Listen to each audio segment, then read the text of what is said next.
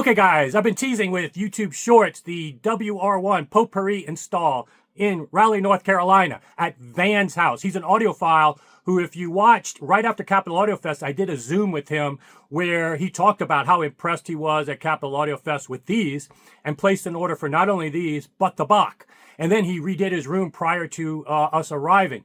And so this video is going to parlay on those YouTube Shorts where we walk through the entire room, get his thoughts in more detail, see his background. He's done everything in the hobby, and give you more details of everything that got involved with this install, because this is without question, I can't think of a better room sound-wise I've ever been in. I mean, it was that good. It had tears in Van's eyes. I mean, and Mike Sweck, who's a dealer of all kinds of gear in the past, he was just enthralled. We were just playing all night. So you're going to hear a little more detail in this video. Stay tuned.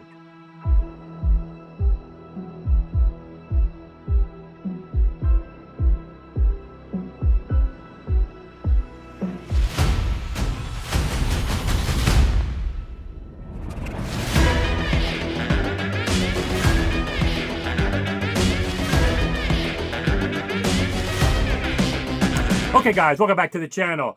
I'm a little mismatched today, but I felt like I got to get multiple wears out of this North Carolina hat. Actually, let me tell you a quick story. You can jump ahead. Again, I'll have chapters. You want to get straight to the goodies at Van's house. But North Carolina it's been a bucket list thing for me to visit the campus, because one of my first forays into online anything, the internet, in the 90s, when we were still on dial-up, I was doing a lot. One of my hobbies, on top of being an audiophile, was college basketball. I was a huge fan of Dean Smith, and they would often be in the finals. Michael Jordan in New Orleans, where I lived. That's where I became a fan of both Dean Smith, Michael Jordan. And I started to get so into it, I was following the high school recruiting of all these guys, from Rasheed Wallace, Jerry Stackhouse, all of these people back then.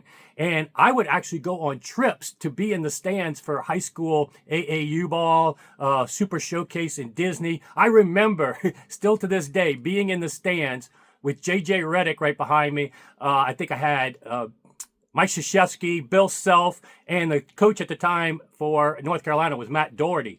And actually, believe it or not, J.J. Redick, who will likely be a Hall of Famer for Duke, arch enemy, but I overheard them talking at the time, and I still remember this. The #1 recruit in the country wasn't J.J. Redick. That wasn't the one that Duke was all in for. They were all fighting over a guy called Shavlik Randolph. Didn't turn out to be as great a player, obviously, as J.J. Redick.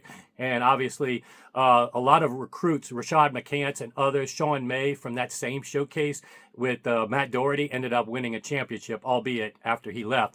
So it was just super memories for me to finally get on campus, because I didn't have the money back then to fly to Raleigh and go to actual games. It was whenever they were in the Final Four in New Orleans. So anyway, that's why I'm wearing this. Had to buy it. Longtime fan of North Carolina, although this is not their year for sure.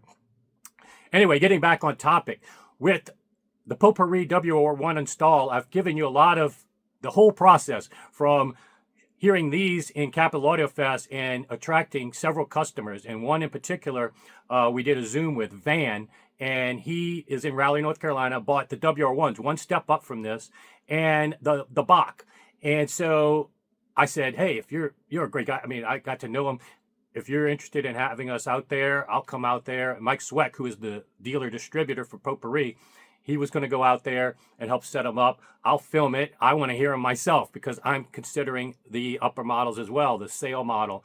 So he was all in on that as well. Very gracious host. I flew on my own dime, guys, okay?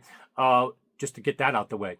But what was cool is that I got there after they had already set it up, so I didn't have to do any heavy lifting.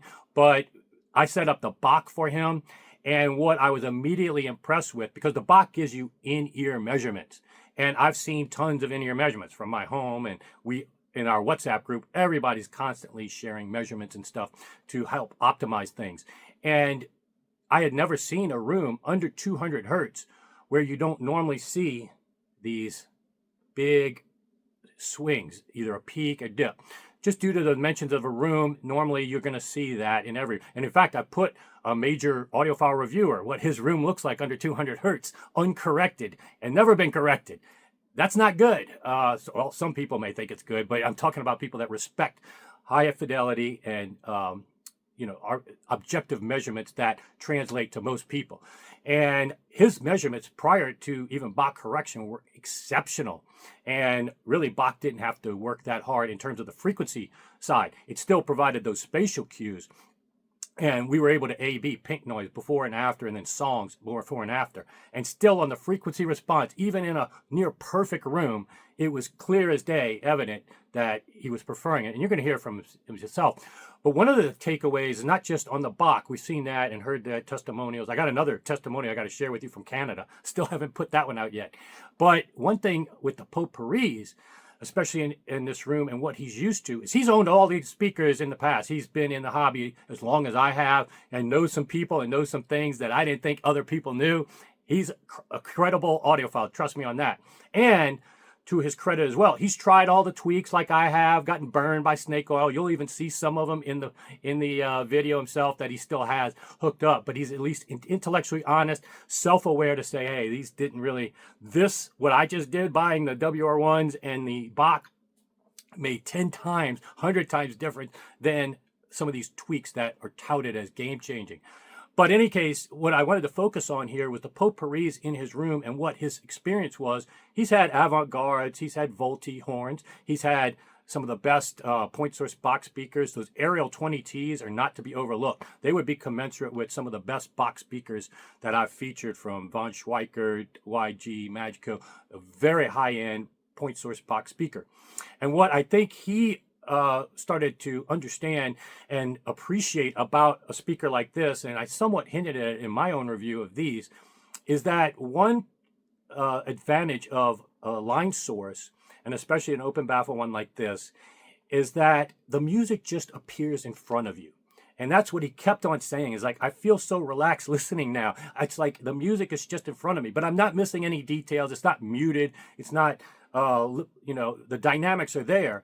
But it's not that false dynamics that sometimes I get, especially with drivers that aren't well integrated or not time aligned. You start to sense that you're listening to, oh, I hear the tweeter, I hear the bass driver, I hear the mid-range, because they're not well integrated. And they still, Pistonic drivers, basically shout the music at you. And that's a little bit more unnatural to what it is in real life. So our senses, even though we want to respect flat frequency response, we want to respect all these measurements, there are some nuances that are behind the details, like I showed in a graph. You can have a flat frequency response, but it's about having the acumen to understand, oh, these drivers are overlapping a ton, and then they're at different spots, and then they're the shouty nature of a Pistonic driver. That's where you start correlating the measurements at a high level, high IQ level, instead of just knee-jerk, okay, it's flat, that's flat, they're all going to sound the same. That's a very primitive way, people that don't really understand and have never really taken the time to understand how these measurements correlate to what you hear. And there is a correlation, no matter how much people want to emotionally vomit otherwise. In this case, it was so good to see Van appreciate a line source for the first time, and electrostatics, the quickness of the drivers and the relaxed nature. Now, there still will be people, I can see maybe people that are so conditioned to point source Bach speakers or heavy emphasis, the cabinet pressurization of bass could be still preferred for some. And I like to feature point source Bach speakers or even open baffle ones like my Geo Research and Extremes that can still give you that quality without so much of a downside. And so there are Pistonic driver speakers that I'm a big fan of, and some people may still be a fan of them, especially if you like certain, even that shouty nature isn't a big deal. Especially the other issue I've mentioned in my prior video is the sound state. That's the other thing he was so appreciative. I was like, wow, my whole ceiling, the floor now is filled with music. It's not just 2/3 of the room down. And so whether these are important to you or these aspects are important to you is all going to be up for debate in terms of when you review it. But if you haven't heard it, if you haven't experienced it, I encourage you to go to Tampa or come to my house. I've had like already 3 people come by. 2 of the 3 are already placing orders of both the Bach and Popori. The other one, it's still out of their budget, but they're very happy with what they heard in terms of impressiveness. But maybe one day they can afford it. But the other thing you can do, actually, I have one tonight. In fact, I have a demo coming at 7 o'clock tonight. So come out here if you're interested to hear it. You can hear the WR2s. We can AB, Bach as well, in, out, show you all the things. And if you can't afford it, don't worry about that. I'm not a dealer that in the sense that I'm going to screen you. If you don't have anything in it from me, you can come out, hear it just as audiophile. That's what I always want to keep in mind, is I'm an audiophile first, not a dealer. And so for the Bach, if you want to just come out and hear it, enjoy it, put it on your wish list, feel free to do so. But I want to give you as well as many different opinions as possible, especially people with the pedigree of Van and his experience, and give his thoughts so you can appreciate that as well. And I got more testimonials coming soon. Stay tuned. Okay, guys, I'm in Raleigh, North Carolina. My first time in North Carolina. Longtime fan, though, of the North Carolina Tar Heels. Got to tell y'all a story about that in my past. But my future and present is new friend Van. You've seen him on the channel. He bought the Popori WR1s from Capital Audio Fest. We did a Zoom about it, in fact. It took a little longer for them to get from Hungary over here. Got stuck in customs, but well worth the wait. I won't put words in your mouth. But you also got the Bach at the same time. Yes. And wow, I gotta say, the measurements we're getting are insane without any tweaking. Like literally, it was the first time we ran them, and then we weren't having to tweak. The flat frequency response is just insane. And more importantly, though, how they sound and what he was benchmarking them against. He's a longtime audiophile, has had lots of gear in the past, obviously pedigree of his gear, ARC amps, Rel subs, and you had the Ariel 20Ts, which are very high pedigree speakers. I'll let you talk about your thoughts at the end, because I already kind of know what you're going to say, but wanted to get a tour first, because one of the things people don't realize, one of the parts that make the measurement so good is this room that I was kind of surprised, even without obvious treatments, measures extremely good. The impulse response is extremely good, which you can see right and left. And again, these are at the listening position, not just a foot away. And these are actually kind of slatted, but they have, and I'm going to be putting the same thing in my Airbnb with the absorption and kind of diffusion. So you spent a lot of effort. This was recently done, right, Van? Yes, just finished really about a week and a half ago. Really? Yeah, so the reason for no furniture, or very skimpy furniture at the time, but we've got some furniture ordered. But yeah, very pleased with the way the room came out. We did some engineering things to try to maximize what I thought would be good acoustically. And this is what we came up with. It actually measures better than I thought.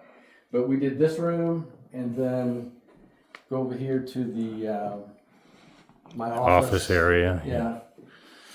But it all turned out very nice. But this room, this listening room, was really, the priority was acoustics and sound. Yeah. We spent a lot of time up here. The aerials, they are very good speakers. I think I said in the video when you and I chatted that I was looking for a step change, and knew that I wasn't probably going to get that with the equipment that I had. So the Poporis and with the Bach at Capital Audio Fest really did a number on me, and my wife for that matter. And so kind of took the leap after talking to the Popori folks, Mike, yourself, and this is what we ended up with. And as you can see, I chose black. I know you can get colored panels. Yep, you can get whatever you want, Corian. But I went with kind of the stealth look because I knew that would match. It just matches, yeah. Like it almost looks like the same brand of everything. It's really, and the Rels. So black is the color, and we got them hooked up today. Mike and I got them out of the crate earlier. Brought up the steps. That was a workout in itself. Yeah, these are heavy actually.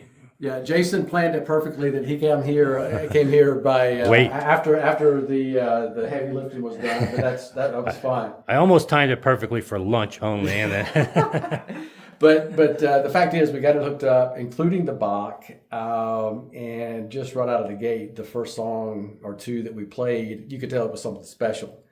And so again, we dialed in the Bach with the measurements and everything, and like you said, the measurements were good right out of the gate. So there's not a lot that the Bach's doing with the room correction, but again, the processing and the sound that we're getting with the Poporis is pretty remarkable. You were talking about some recordings that we played that you've heard at shows many times, like Queen Mary. Well, yeah, I mean, there were 2 or 3 songs that I probably heard 50 or 100 times and very, very familiar with, but never heard them that way. I mean, you know, you were hearing things from different parts of the room that you would never hear from a direct radiating Normal, yeah. speaker. So yeah, it's again, they're still fresh out of the box. They're only, Mike, what, 6 hours, 5 hours? Yeah, 5, 6 hours. Yeah. And again, sound remarkable. And as I understand it, they're only going to get better. So excited about that as well. Yeah, I think the measurements themselves show they're pretty much going to get down to where almost you don't need subs, but you do have subs. We've got bins with it, running with it, and out running. We've played Queen Mary with and without. There's not a lot of difference, to be honest, with the subs and without the subs. The only thing the subs are giving it is just a little, that 25 hertz, below, maybe a little higher. But yeah, I was really surprised at how low the Poporis went or go by themselves. But since I had the rails, I wanted to go ahead and use them, and I do like what they do to the systems. Yeah, we did take measurements to make sure they weren't doing anything bad. Launching bass actually evens things out a little bit, not too much. But yeah, even the most expensive Pistonic driver speakers don't get down to 20 hertz at the listening position. You have to be anechoic of 1 foot away. We were getting very impressive results with the. This is my first time hearing these. They are thicker than the WR2s at my house by about 6 inches, but extremely attractive. I was very impressed with this look. So. Yeah, so the width, I think, is what you were saying, as opposed to the depth, right? Yes. The width, I think, is 21, 22, something like that, 21. And I think the WR2s are like 16. Okay, 15, so it's 6 15 inches or or 16, something like that. Okay. I think the height is the same, right? These are a little bit shorter. Oh, okay, maybe an inch or two shorter. Okay, yeah, that's interesting. Yeah, so these are quite heavy, but super impressive. Yeah, there's very few, just a pair of speakers you can buy that give you that level of bass reference level. And I think what you were appreciating, maybe you could elaborate on, that I kind of touched on in my video, is the line source nature versus the shouty nature of point source box speakers, kind of. And that it's really kind of hard to describe the difference. It's just the aerials, no matter how smooth and refined and detailed, and they're very good. It still is a two-dimensional. You can tell where the sound's coming from, and it's not that they shout at you. You just know that the sound is emanating there. Right. And with these speakers, it's a totally different ball game. First off, the sound stage is much bigger, higher, as you would expect with a 5+ foot speaker. But yeah, it's as we were talking, the performance just happens with these speakers. It's just happening in front of you, and you've got sound coming or emanating from sides. You've got the depth. It's just something that I've not heard a point source do to the degree that these do it. Really haven't heard any other speaker do it.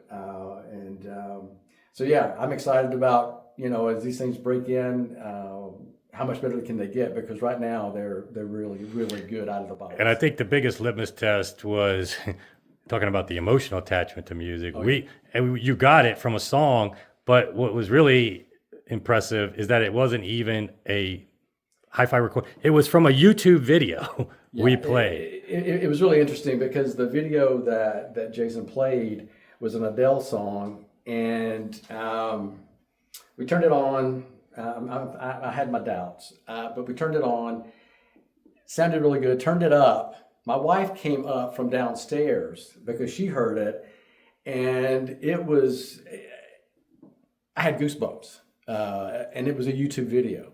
But it sounded really, really good, and knowing that there's more material out there like that, right? The more enjoyment that you can get, it just kind of opens up, other possibilities and other opportunities. So yeah, it's been a very good experience dealing with Mike and Popori, and Yeah. Well, he paid you to say that. He had to. But no, but you bring up a point that I've made, but I haven't made it in a long time on my channel. One of the tenets is not overlooking the video and our eyes aspect of music. When you have the performer like you had with Adele in front of you, seeing her, and the quality of YouTube, I keep telling people this, is not as bad as people think. Yes, a cell phone recording from some teenager at a concert festival, of course, it's going to be distorted.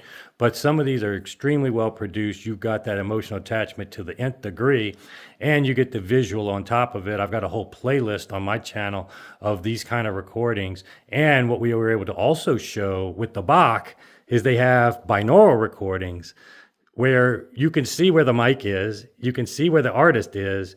And so when you're hearing all these spatial cues now, it's not fabricated. It's not a gimmick. You know it's real because guess what? Now you can see where the mic was, where the instrument was, and you're hearing it on your system now. That way. Yes. I mean, that was impressive, actually. To have a dummy head with microphones and 4 performers in front. So you were getting the visual from the perspective of the dummy head. And then you were able to hear the instruments in space the way that exactly they were oriented. Physically there. Right. So that was a pretty cool thing. And you said there's more of those out there. There's tons of them on YouTube, even more so. And then, of course, you get with the Bach some David Chesky tracks, and Edgar dialed in. One of the litmus tests he does is, hey, is this at 9:30? Is this at 2 o'clock? Yeah. It's proving that this is not a gimmick because it's not fabricating stuff. It's always consistently the same spot with the people that were there, or you can look at a recording. So that's what I like to showcase people and prove it to them. And I always like people to even be more impressed than what I say. And I think with Van, I think you're there probably already. But I wanted to take people on a tour of your place because you have a lot of cool gear. We were talking about some of your tweaks that you've tried before, from Stein to high fidelity cables and all that. So you've got a lot of, and you've got high pedigree gear. Maybe if you want to give us a tour of the rest of your place and some of the gear. Sure. Well, again, as I've mentioned to you before, I've been in this hobby for a long time. And in that time, certainly have a lot of gear. Yep. And it's inevitable. It's probably time to start unloading some of it. But here's, like when we were showing Jason the house earlier, one of the things we talked about was we had to find a bedroom that didn't have audio equipment in it. Well, here's one here. Again, this is some ASR gear. This was their phono preamp and battery power supply. I'm seeing this for the first time too, because we've been all in that room. I have not seen this yet. All my videos are unscripted anyway, but yeah, this is my first seeing any of this. That's cool. But yeah, I had the ASR, the integrated with the separate battery power supplies, separate input stage, and then also had their phono preamp. Yeah, it's important if you're going to have battery, like some people buy these battery power conditioners, but it's really better to buy equipment meant to be run on batteries, where they're designing it like this, not force feed a UPS into your system. I would agree, because I have tried that in the past, and you do get, at least in my case, I got some subdued dynamics. Yeah, you do not want softer, and you might like that sound, but it was just a softer sound. But these were the Ariel 20T version 2s. Very, very nice speakers, very heavy speakers. And I enjoyed those for 10 or 12 years. These are the big Volti Vatora speakers. Greg Roberts made these. These were our early model. I probably have had these 14, 15 years. Maybe not quite that long, but almost. And certainly have enjoyed those as well. But yeah, I was talking to Mike earlier, and we're probably going to look at unloading some of this gear. Okay. But yeah, I have the ASR gear. I've got Mod-Right amplification. Oh, that's great stuff, yeah. Raven, 2 monoblocks. Oh, yeah? Okay, yeah. Their reference preamp as well. So that's really nice stuff too, yeah. But that was the main thing I wanted to show you. So. Well, it's a beautiful home, beautiful town, Raleigh. I'm just disappointed I haven't come out this way earlier. and definitely glad to have met you at this even late stage in my career because, yeah, this is a phenomenal place, phenomenal guy, and you'll be seeing him a lot more on the channel. And who knows, maybe we'll get another system down here. I can envision the sail one, right, Mike? No, I'm getting the sail first. I'm already having to fight one person for the sail. But anyway, thanks again, Van, for Absolutely. having us for the night. And, yeah. Well, it's been fun already. So yeah. Yeah. It's And these two guys are whiskey guys and bourbon guys. I'm going to go ahead and drink my vodka tonight. And no more videos for the rest of the day. all right, man. All right, take care. For those that like a home theater, this is really nice. Perfect size for a home theater, in my opinion. I don't like the huge ones. Some nice gear. Cambridge, Anthem, Lynn, and then you've got The JBO 4349s, 3 of those. 3 of them, and some subs. And those are Raleigh S812s. Okay. 2 of those, and I've got one of their home theater subwoofers in the corner, back corner. That's cool. So yeah, right through the screen, treatment. Very handy to get to everything. You can get behind it. Yeah, you got some. Yeah, this is really cool. And then a lot of these amplifiers here and back there are actually for whole house and outdoor speakers. Oh, okay, cool. So yeah, you run the For whole sonos house and here. stuff, yeah.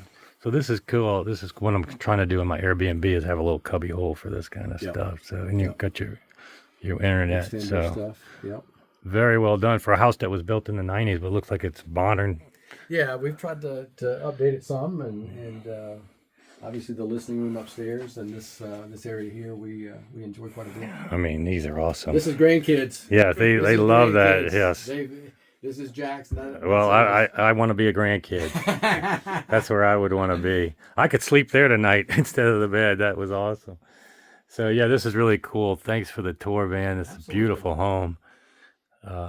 Much more to come, though. Gonna give you some music clips maybe later.